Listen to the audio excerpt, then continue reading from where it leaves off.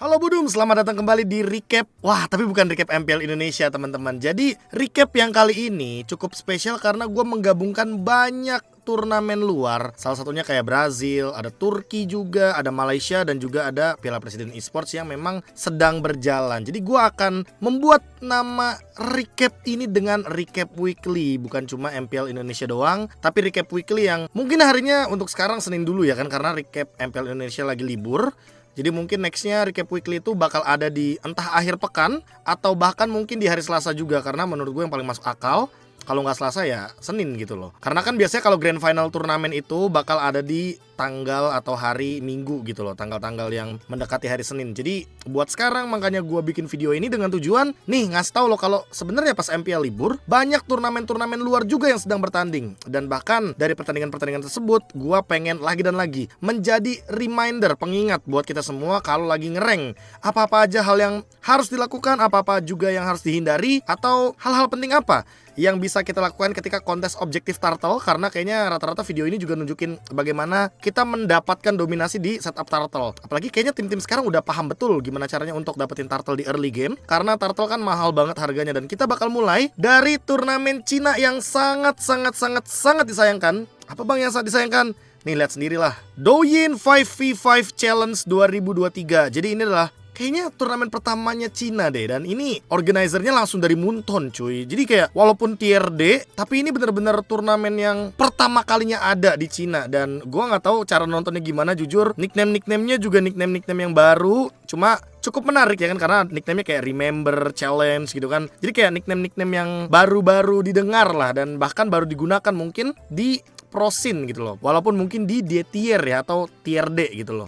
Ini Feng Hui, ya ada beberapa nama juga yang nggak muncul di sini sepertinya ya kan.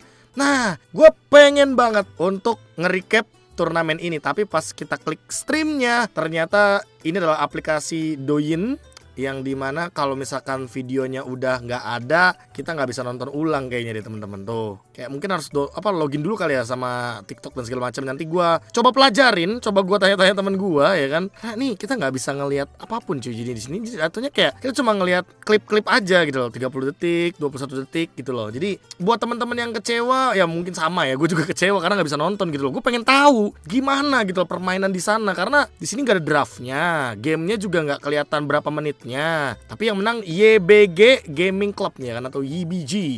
BG gak sih? Ya pokoknya ini YBG Gaming Club yang menang. Ada Longe, ada Tianming, ada Fish God, ada Crown of God, ada Flash. Widih. Nih, apakah bau-bau bahwa M5 wildcard akan ada Cina juga guys? Waduh, gua udah sempet ngomong lagi kalau misalkan emang wildcard nanti ada region dari Cina ya kan, Gua orang yang pertama kali applause banget. Karena wah berarti Munton seniat itu loh. Untuk dalam 6 bulan, kurang dari 6 bulan, kayak Asia Selatan, terus juga Latam segala macamnya itu terjangkau untuk tiket M series. Makanya ini yang menarik nantinya. Ini jadinya kayak browsing ya, tapi gue sedikit ngejelasin aja guys. Gue nggak bisa banget untuk nonton turnamen Cinanya karena ya balik lagi gue pengen banget mengetahui bagaimana gameplay di sana. Sorry, cuma itu kata yang bisa gue ucapkan sekarang. Nanti gue pelajarin lagi deh gimana caranya. Selanjutnya gue bakal mulai dari MPL Brazil season yang kelima. Jadi kalau teman-teman lihat untuk playoff bracketnya, itu RRQ Akira menang lawan Bigetron Sons 4-1 dan bahkan menjadi salah satu perwakilan yang nanti akan menuju ke Liga Latam. Jadi teman-teman, RRQ Akira menang di sini di MPL Brazil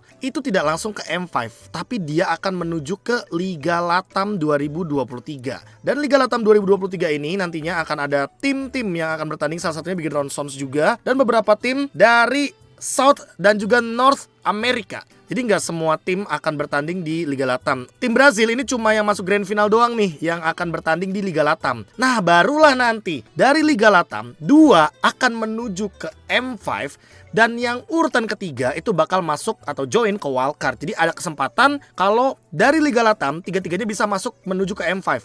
Tapi ya dengan syarat kalau yang dapetin wildcard ini bisa menangin nanti wildcard di Malaysia teman-teman. Wah, RRQ Akira sama Bigetron Sons ya kan, ini kan dua tim kan, walaupun memang cabangnya cabang Brazil, tapi ini kan dua kan pusatnya kan di kita, di Indonesia cuy. Jadi harus berbangga juga dan good luck untuk tim-tim yang bertanding nanti di Liga Latam. Tapi nggak cuma untuk itunya teman-teman, karena yang bakal gue bahas adalah bagaimana objektif gameplaynya dari RRQ Akira ya kan, melawan Bigetron Sons. Terutama game ketiga, kalau teman-teman di sini lihat ada Valir, dan itu yang bakal gua mungkin garis besarkan. Valir Roamer, fungsinya seperti apa?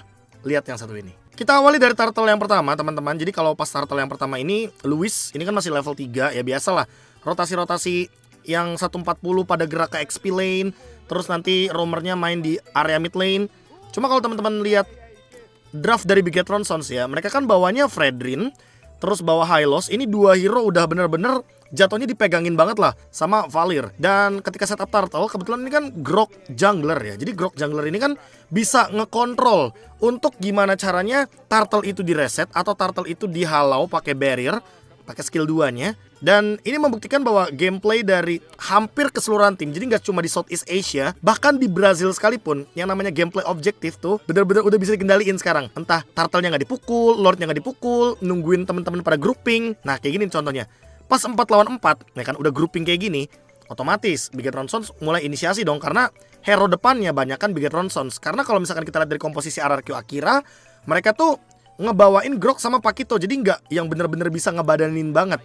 Thanks to Louis, karena dengan kehadiran dia di sini, seenggaknya frontlinernya ini lumayan bonyok. Dan ketika kena poke damage dikit-dikit, ya kan, lihat Blacknya sampai maksain si Luna Om Botak ini, si Florin ini ngelakuin ult, dan King megangin turtle-nya. Tapi dia nggak bener-bener hit segala macam atau dipercepat turtle-nya. Lihat deh, ketika turtle-nya take over, dia cuma diem doang, dia cuma tarik ulur doang. Dan ngebiarin Bigetron Sons yang maju. Karena apa? Karena RRQ Akira kuat banget untuk komposisi ngebalikinnya. Mereka mainin counter setupnya dari sini nih. Yang pertama, dari Tekashi dan Louisnya juga nih. Jadi dua-duanya bisa engage langsung, ngepok-ngepok dikit ya kan, biar semuanya sekarat. Ketika ada yang sekarat, kayak si Blacknya ini sekarat, terus juga si Buzizo, si Hylosnya ini gak bisa masuk ya kan. Kan kudanya gak bisa loncat teman-teman. Ya mau gak mau jadinya turtle-nya disecure sama RRQ Akira. Digeser lagi tuh sama Tekashi. Ini bener-bener kayak komposisi RRQ Akira buat amanin objektif. Mereka udah paham betul gimana job desk-nya. Dan memang kalau misalkan kalian sebagai tim berlima, usahain gimana caranya pemegang retribution tuh jauh-jauh dari turtle. Karena kalau misalkan semakin dia mendekat ke turtle, chance untuk gambling atau jatuhnya kayak 50-50 lah untuk dapetin turtle retribution itu tuh benar adanya. Makanya usahakan jungler kamu tuh nyaman untuk mendapatkan retributionnya tanpa adanya gangguan dari pemegang retribution musuh gitu loh. Dan kalau teman-teman lihat, beginilah cara RRQ Akira untuk meng-cancel si Hylosnya buat join di teamfight turtle. Ya ini salah satu alasan ya kenapa ya emang ini tim selalu objektif nih, mau di region manapun ya. Kayak kalau ada RRQ PH nanti kan di MDL juga kita bakal lihat tuh gimana cara setup turtle-nya, lordnya. Karena mau gimana pun ini tim yang namanya RRQ ya, mau di cabang manapun objektifnya emang selalu nomor 1 sih. Selanjutnya dari Brazil kita ke Turki, tapi bukan pantun teman-teman. Karena di Turki juga sebenarnya udah berjalan nih turnamen yang nantinya akan menuju ke M-Series teman-teman. Jadi buat yang di region Europe ya kan, atau MCC nantinya yang bakal join menjadi satu, entah dari Mongolia segala macem regionnya, kita tunggu dulu ya kan. Tapi yang paling mencuri fokus gue adalah Turki yang sudah berjalan. Dan kalau teman-teman lihat dari klasmennya, Fireflux Esports atau Fireflux Impunity yang sebelumnya kan collab tuh, sekarang udah gak ada Impunity-nya lagi. Fireflux Esports ini kebetulan ketemu sama tim Chaos dan bahkan dikalahkan. Karena ini kalau di Turki pertandingannya itu best of one teman-teman, jadi cuma bertanding 1 kali doang. Dan untuk rosternya benar seperti yang mungkin kalian ekspektasikan, bahwa Fireflux Esports itu masih ada Alien Rosa, Sunshine Apex 47 dan TNZ. Jadi nggak ada pergantian pemain sebenarnya. Dan yang pengen gue lihat dari cara bermainnya Fireflux Esports ini adalah mereka ternyata bisa dikalahkan dengan teamfight juga. Padahal seperti yang kita tahu, kalau misalkan ngelihat dari referensi kemarin pas di M4 dan juga mungkin MSC kali ya, untuk memvalidasi bahwa Fireflux Impunity ini kuat banget untuk teamfight, ternyata Chaos ini melihat opportunity atau kesempatan ketika memang Fireflux itu siap untuk ngegeng tapi bukan untuk teamfight. Salah satunya adalah ketika teman-teman dari Fireflux Esports itu mau mencoba untuk bikin move pas 10 detik sebelum adanya Lord. Nah, 10 detik sebelum adanya Lord, ini cloudnya tuh kebetulan lewat bawah. Jadi memastikan bahwa apakah ada orang di bawah atau tidak. Cloudnya show, ya kan, cloudnya show di bawah. Ini menandakan kalau seandainya berarti teman-teman dari Fireflux Esports ada berempat dong. Kalau misalkan memang ada di rumput di bagian sini. Karena mau bagaimanapun, gue sama VL ya kan setuju dan sepakat bahwa ini dan ini adalah rumput Franco namanya. Karena emang banyak banget pemain-pemain Franco yang bersembunyi di sini gitu loh, apalagi dekat sama Purple Buff. Betulan Apex 47 dia dapetin Brody. Dan dengan sigap ya kan, cover yang menurut gue luar biasa nih datang dari Titan ya kan, dari Titan. Kebetulan dia langsung dash dan dia langsung energy eruption, langsung ngasih efek taunt. Dan efek taunt tersebut menyelamatkan Brody. Brody-nya langsung flicker. Kebetulan Rosa pakai Minion Fury, tapi ternyata nggak sempat untuk menangkap Brody-nya karena Brody-nya keburu escape. Thanks to Rose Gold Meteor tentunya, karena dalam keadaan sekarat dia masih bisa mundur, ngedeliver damage pakai Taunt 4 Memory, pecahin Immortal juga, dan melanjutkan teamfight 4 lawan 5. Jadi dengan komposisi Cloud, kita emang bisa split push. Tapi kalau misalkan Cloud-nya show di bawah dan kebetulan teman-temannya Cloud-nya muncul di depan kita, ganyang aja karena pasti banget kalau misalkan mereka nggak punya damage dealer. Kebetulan di sini Fireflux Esports juga nggak punya tempat untuk mundur, nggak punya kapasitas untuk escape gitu loh. Jadi mereka mau nggak mau harus ngelanjutin team fight-nya. Mereka udah nggak dapet Brody, mereka juga nggak dapetin satu pemain pun dari Chaos. Yang ada mereka yang benar-benar diacak-acak sama Chaos nih. Lihat, TNC sebagai pemegang Retribution aja, dia nggak dapetin ininya loh. Dia nggak dapetin ritme dan temponya untuk ngedeliver damage karena tiga-tiganya frontliner batu semua, beton semua gitu kan.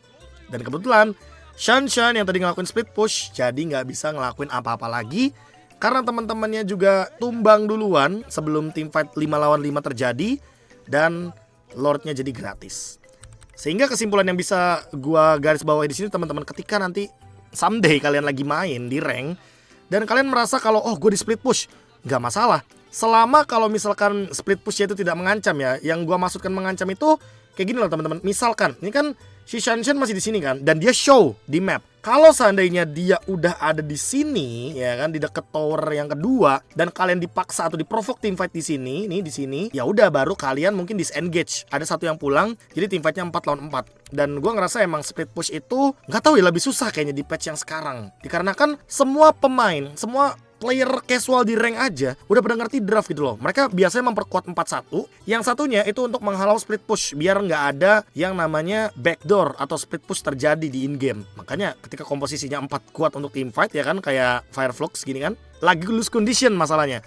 Ketika lagi lose condition kan, mau menang draft, mau 4-nya kuat, mau main pick off segala macam nggak bakal bisa berjalan dengan maksimal. Apalagi di sini nggak cuma 4 lawan 5 tapi 3 lawan 5. Lihat, Rosa sendiri loh damage dealernya. Alien juga masih jauh, nggak ada jab, Brody-nya nggak ketangkep, masih bisa flicker. Ya mungkin miskomunikasi, cuma ya itulah yang terjadi gitu loh. Kalau misalkan emang kalian mau ngedeny split push, mendingan kalian makan dulu tuh lawan-lawannya, karena dengan kalian ngelakuin kill, kalian bisa ngedeny split push dan bahkan kalian bisa dapetin objective lord seperti yang dilakukan sama Chaos. Selanjutnya MPL Malaysia. Jadi kalau MPL Malaysia gue bakal ambil 2 klip ya kan, atau 2 cuplikan. Dan kebetulan yang mencuri perhatian gue sebenarnya ada di match ini nih teman-teman. Match dari MPXNC dan juga tim bentar, berarti dua-duanya MPXNC nih teman-teman. Dan kebetulan yang satunya matchnya MPXNC versus Homeboys ya kan. Gue bakal fokus ke sini dulu, pertandingan dari MPXNC dan juga tim Hak, dimana kebetulan ada Sun Jungler. Wah ini nih yang kadang menjadi sebuah perdebatan juga mungkin dari hari ini sampai ke depannya. Karena seperti yang kita tahu sekarang kan marksman gold lane itu udah paling laris. Pertanyaan gue adalah, atau mungkin apa yang ada di otak gue adalah, mampu gak sih kira-kira kalau seandainya si Sun ini atau si Sun Monyet ini ada di gold lane gitu teman-teman. Karena apa? Karena dengan dia ada di gold lane, berarti 4 hero-nya dari XP lane, roamer, jungler, dan mid lane itu kuat untuk melakukan team fight. Sehingga gold laner-nya yang bisa split push. Let's say dia tuh jadi kayak mini Cloud lah. Ya mainin attack speed juga, mainin slow effect juga. Cuma bedanya kalau Sun dia punya durabilitas karena dia fighter gitu loh. Bermula gara-gara tim Hak di sini ngelakuin setup karena Turtle. Dan memang tim Hak menang Turtle ini udah 2 kali. Jadi pas tim fight Turtle yang ketiga, mereka dapetin perfect Turtle. Otomatis mereka kan secara team fight berempat aja udah kuat banget, ya kan? Karena kalau misalkan kita lihat dari komposisinya, mereka punya Valentina, Terisla, terus ada Kaja, sama satu lagi Iritel. Ini rata-rata area of effect. Dan dengan power pick off-nya dari Kaja, itu kan udah ngelock pasti satu pemain. Kalau udah di lock 1, ya itu udah pasti nguntungin banget. Dan kalau misalkan terpick off sekalipun, team fight 4 lawan 4 bakal terjalankan. Kebetulan karena tim Hak mungkin sadar ya, di top lane ini udah nggak ada Sun-nya, nggak ada si pemegang Retribution-nya. Makanya lihat Gary, dia coba ambil purple buff. Dan kebetulan si monyetnya ini, si Sun-nya ini show di bawah. Karena dia show di bawah, mau nggak mau top lane yang tadi niatnya mungkin mau melakukan 4-man move dengan menekan ke arah tower ya kan, bawahnya jadi kenotis dan bahkan purple buff-nya ditinggalin teman-teman. Purple buffnya ditinggalin sama Gary dengan tujuan agar Sonic tidak bisa melakukan split push di top lane karena area of effect dan juga komposisi dari tim haknya stick berempat ngelihat tadi di mid lane. Ini kan masih ada 2 pemain yang ketinggalan. Mereka langsung manuver ke arah top lane dan mereka bener-bener manfaatin pas top lane-nya belum ready untuk team fight. Padahal kalau teman-teman lihat dari komposisinya MPX NC ini, mereka punya Edit, mereka punya Yves, mereka punya Mino, mereka punya Brody. 4 lawan 4 pun sama-sama kuat. Cuma karena memang kuantitasnya belum siap untuk melakukan tim fight besar, makanya di sini tim hak yang lebih diuntungkan. Dan bahkan udah ngedeny Sun di bawah ya kan, karena Sunnya nggak bisa straight push terus-terusan. Ada trade juga di sini yang dilakukan sama tim hak karena mereka nggak mau rugi dong. Bawah udah hancur, top lane juga harus hancur. Dan mendeny split push adalah memang hal yang memerlukan fokus bener-bener lebih lah. Kenapa gue bilang butuh fokus lebih? Karena kalau misalkan kalian lengah sedikit aja, kalian miss rotasi musuh seperti apa, kalian mungkin mau menggunakan 4-man move tapi ternyata musuhnya juga 4-man move sama-sama 4 ketemu 4, yang ada kalian bakal gambling di sana sebenarnya. Karena ya 4 ketemu 4 sama-sama punya 4 source skill. Apalagi tadi kan si Kajanya udah keluar flicker duluan tuh di turtle. Udah pasti bakal rugi buat tim hak. Tapi ternyata dibalikan dengan cepat ketika MPX NC ini ngelakuin split push, tim hak juga ngerespon Gary-nya. Dia sadar betul bahwa di map ada sesuatu yang hilang. Dan daripada hilang 2 tower ya kan, lihat Gary-nya langsung gerak lagi ke mid. Dia ngedeny split push dari si Sun ini. Dan alhasil Sun-nya ya udah farming aja di jungle-nya lagi. Karena mau gak mau daripada nanti di laning, top lane udah pada recall, dia kena ganking ya kan, malah jadi rugi. Karena pertukaran 1 untuk 1 menurut gue MPX NC udah untung. Tapi tim hak mereka lebih untung karena mereka dapetin turtle plus 1 turret. Jadi mendinai split push adalah dengan membaca rotasi lawan. Kalau rotasi lawan kalian udah mulai hilang di map, mendingan split pushnya dibatalin. Atau kalau kalian yang kena split push, perhatiin mapnya. Jangan sampai pandangan lepas dari map, karena tiba-tiba nanti tower kalian yang hilang. Selanjutnya lagi yang kayak gue bilang tadi, MPX NC versus Homeboys. Fokusnya lagi-lagi ngomongin split push objektif, tapi ini gara-gara satu blunder kecil yang memang berimpact gede banget. Dan lagi-lagi penguasaan makro memang di atas segalanya teman-teman. Dan kita awali dari ini ya, before the storm-nya, sebelum kejadian besarnya terjadi. Jadi gini, pas banget Homeboy show di mid ya kan. Ini kan mereka show-nya banyak banget ya kan. Mereka show ada Terisla, ada si Faramis juga, terus juga ada si Melissa, 3 pemain dan bahkan ada Barbosa lah. Anggapannya ya udah berarti Homeboys ini melakukan 4-man move. MPX NC mereka bergerak dengan 1-3-1 karena mereka bawa Cloud Esmeralda. Dan Esmeralda ini kan lumayan independen ya, dia nggak perlu punya teman banyak-banyak untuk nge-cover dia. Sementara di top lane, kalau teman-teman lihat Chibi itu pakai retribution dia untuk engage ke arah si Cloud-nya. Tuh, lihat. Tapi si Shafts ini malah balikin pakai Blazing Duet, pakai Purify juga. Malah Chibi yang tumbang. Nah, dari sini bencananya Homeboys dimulai. Si Shaft ini, si Cloud-nya ini nge-push di top lane dan dibukain jalannya sama si Fredrin dan juga Florinnya. Lihat, di top lane bener-bener dibukain, semua mapnya dibukain. Gak ada satu pemain Homeboys yang lepas dari tower mid lane. Kenapa Homeboys bersikukuh untuk defense mid lane-nya? Karena kalau teman-teman lihat dari komposisi hero-nya Homeboys, ini mereka hero team fight. Mereka nggak bisa ngelepasin mid-nya begitu aja. Karena kalau misalkan mid-nya kelepas, kontrol untuk kanan dan kirinya, atas dan bawahnya itu bakal dilepaskan juga. Dan bakal jadi rugi untuk Barbosa karena dia bakal susah buat setup. Dan sepat sekalipun nanti dia bakal coba buat bukain map, dia bisa dimakan sama teman-teman dari MPX NC. Kebetulan ini ada Lilia teman-teman. Jadi movementnya udah pasti bakal kedinai banget. Dan setelah sadar mungkin MPX NC kan ngelakuin push di atas, mereka juga invade jungle-nya. Mereka malah ngelakuin sandwich gaming. Dimana sandwich gaming ini anggapannya Homeboys adalah dagingnya. Roti, ya kan? Roti untuk daging tersebut itu ada di sini. Yang pertama nih Lilia hide ya kan di bawah. Atasnya itu si Fredrin sama si Florin. Yang dimana kalau misalkan ini kan tank junglernya sama healer. Ya udah tabrak-tabrak jadinya. Tuh, Warlord keluar flicker, top lane masih berjalan, bottom lane gak bakal bisa di split push. Karena apa? Karena emang Homeboys udah terjebak duluan sama gameplaynya dari MPX NC. Dan top lane sekalipun dihancurkan, tuker sama Fredrin, udah untung banget. Walaupun sebenarnya ya yang gua tangkap di sini Fredrinnya mati karena si Florinnya telat ultimate gitu loh teman-teman. Tuh, Florinnya baru ulti ketika Fredrinnya udah tumbang. Mungkin juga ultinya untuk top lane ya kan, karena top lane-nya juga lagi 1v1. Dan alhasil karena terlalu nahan tower mid lane yang memang semahal itu, tapi di menit 12 ya kan, ini jadinya kacau banget formasi dari Homeboysnya, karena emang di backstep iya, di split push juga iya, ditutup jalannya di top lane juga iya, jadi nggak ada yang bisa menyentuh ke arah Cloud-nya gitu loh. Cloud-nya free banget di arah top lane. Lihat, trade-nya jadi nggak adil karena apa? Karena tuker 1 sama 3. Warlord kan pasifnya pecah, ya kan? Dan udah, trade-nya jadi rugi gitu loh buat Homeboys. Sebenarnya gini teman-teman, oke aja sih menurut gue untuk menahan tower di mid lane. Tapi kalau misalkan udah sampai menit 12, ini sih udah terlalu overextend. Jadi nggak masalah kalau seandainya melepaskan tower mid lane di menit-menit kayak gini, menit di atas 10 gua mungkin patokinnya. Karena kalau misalkan di menit 12 kayak gini kan sebenarnya yang paling berfungsi tuh pasifnya tower yang ini nih, tower yang di base tower ini loh. Karena kan setiap kali minion masuk, kalau misalkan ini masih menit 12 kan bakal meledak nih, duar gitu kan. Dan meledaknya itu kan bakal nge-clear cepet.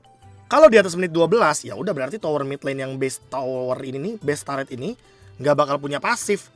Jadi dengan mempertahankan ini dan ini, menurut gue tidak menemukan jawaban dan trade yang bagus buat Homeboys, karena malah jadinya mereka apa ya jatuhnya ya, kayak depending sama tower ini, padahal mereka bisa ngelakuin teamfight juga di high ground. Mereka punya Melissa, mereka punya Faramis juga. Gue ngerasa mereka apa ya, kalau gue bilang waste of talent, iya sih, karena masuk akal banget. Mereka terlalu nge-stick di mid lane, sementara mereka tuh kena split gara-gara Cloud, dan juga mereka juga nggak bisa ngelawan split pushnya karena kebetulan laning bawahnya dipegangin sama Esmeralda. Jadi ketika kalian emang ada di menit 10, kalau emang kalian ngerasa oh musuh mau nge-push mid, ya udah lepasin aja, jangan dipaksa. Mendingan kalian ngorbanin satu tower daripada kalian ngorbanin 5.000 network ke lawan kalian, anggapannya kayak gitu. Karena dengan ngelakuin point kill kayak gini kan, MPX NC kan bisa dapetin top lane. Mereka juga bisa nge-push mid lane. Mereka bisa start objective Lord. Terus mereka juga bisa push bawah, mereka bisa push tower inner mid lane juga. Mereka bisa invade jungle.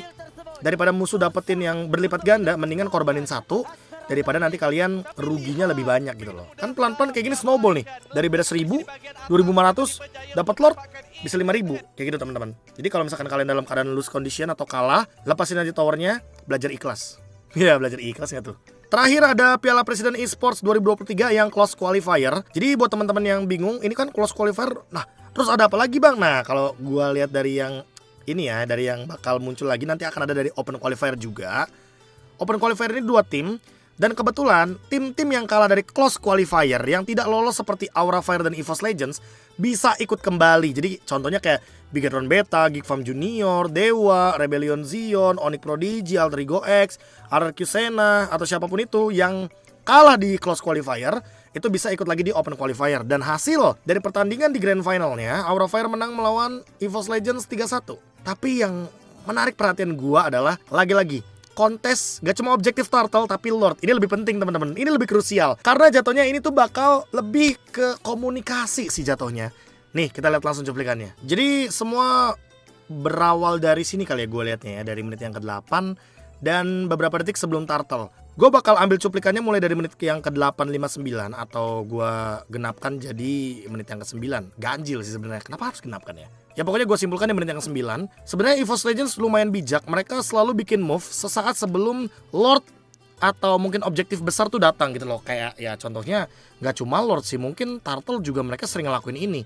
Cuma ini clear banget, jelas banget kalau mereka bikin move-nya bener-bener obvious banget. Sebelum dan sesaat sebelum adanya Lord, mereka coba untuk bikin sebuah kontes. Dan kontes tersebut terjadi di lane jauh. Kebetulan Lordnya di bawah, teman-teman bisa lihat Lordnya di bawah dan mayoritas teman-teman dari EVOS Legends menuju ke arah top lane. Tujuannya jelas, kalau misalkan mereka bisa dapetin beberapa point kill dari teman-teman Aura Fire, EVOS Legends ada kesempatan kalau mereka bisa dapetin yang namanya Lord Objective.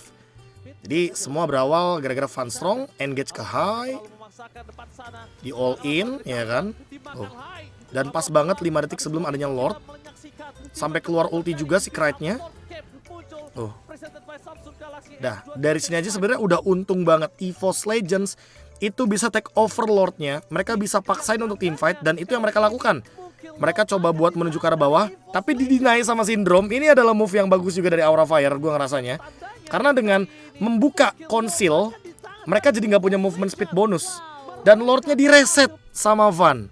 Jadi tujuan dari Aura Fire, mereka tahu kalau mereka kalah dari segi kuantitas, mereka nggak bisa ngelakuin setup ke arah Lordnya, mereka nggak bisa maksain Lordnya. Alhasil mereka lepasin Lordnya dan menunggu Hai sama Aran balik lagi. Disinilah kekacauan gue merasa mulai terjadi nih. Kalau yang gue lihat, EVOS Legends ini kan clear mid duluan, ya kan? Dengan tujuan biar nanti mereka nggak perlu repot-repot lagi untuk ngurusin mid lane-nya. Tapi sebenarnya di sini kalau teman-teman lihat, Hai beberapa detik lagi muncul, Aran juga beberapa detik lagi muncul. Dan di posisi ini Brands belum ngehit ke arah Lord, dia masih aware sama keadaan sekitar. Lumayan bagus lah sebagai marksman, lu lumayan peka gitu loh. Kayak gak boleh langsung hit Lordnya, gak boleh langsung all in. Dengan tujuan takutnya nanti kalau kontes retribution secara level di sini Fan menang jauh. Alhasil EVOS Legends respon dengan mereka target hero, Sindrom tumbang. Tapi di satu sisi lainnya, lihat Lordnya pun masih dipegang sama Tas. Fan coba ganggu, tarik ulur. Karena Fan serong sekarat, ya kan. Jadi 4 lawan 4 sebenarnya di sini. 4 lawan 3 lah, let's say. Nah, cuma Symphony of Skill-nya menurut gue dari teman-teman Aura Fire lebih hidup. Karena di sini EVOS Legends lumayan nahan kan. Brands udah keluar ulti, Fluffy udah keluar ulti. Cuma Krait sama Tas yang belum keluar ulti. Cuma di sini nggak akan ada yang bisa nangkep Hai juga. Karena nggak ada ultimate apa-apa gitu loh. Nggak ada yang bisa ngedamage juga jatuhnya.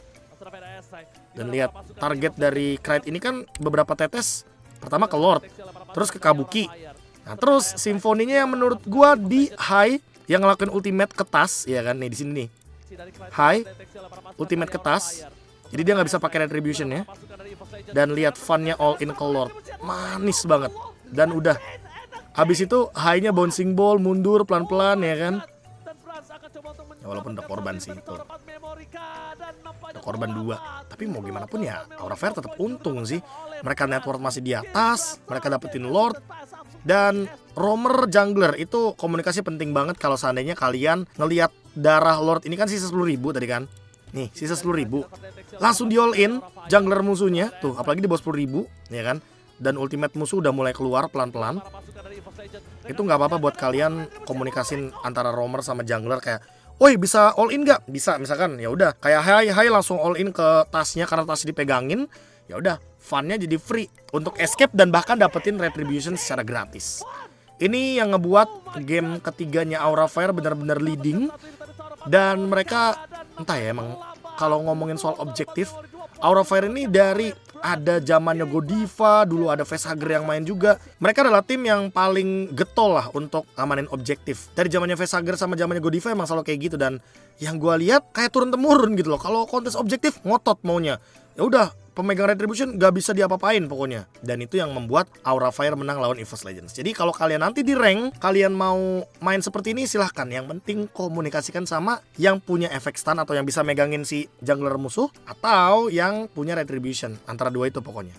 Boleh XP laner jungler, boleh roamer XP laner juga ya kan, ngejauhin tuh si pemegang retribution musuh. Tapi yang paling penting sih jungler sama roamer. Karena kalau timingnya miss sedikit aja tadi tuh ya kan, di momen ketika kalau teman-teman lihat di Hai nih, Hai dia ultimate-nya telat sedikit aja, wah itu bakal fatal banget teman-teman. Karena yang ada ini bisa di take over gitu loh Lordnya. Karena kan skill 1 retrieve kan kuat banget tuh. Mau kalah level juga bisa menang sekalipun itu bener-bener jauh perbedaan levelnya. Dan itu menjadi penutup untuk recap kali ini. Recap minggu ini juga kayaknya masih awal-awal. Jadi gue masih menerka-nerka apa aja yang harus gue masukkan ya kan. Dan nanti gue bakal update juga mungkin untuk beberapa grand final kayak misalkan North sama South Latam ya kan. Karena kan nanti bakal ada Liga Latam juga tuh. Liga Latam gak bakal kalah seru teman-teman. Karena Liga Latam juga akan mempertandingkan 8 tim kembali.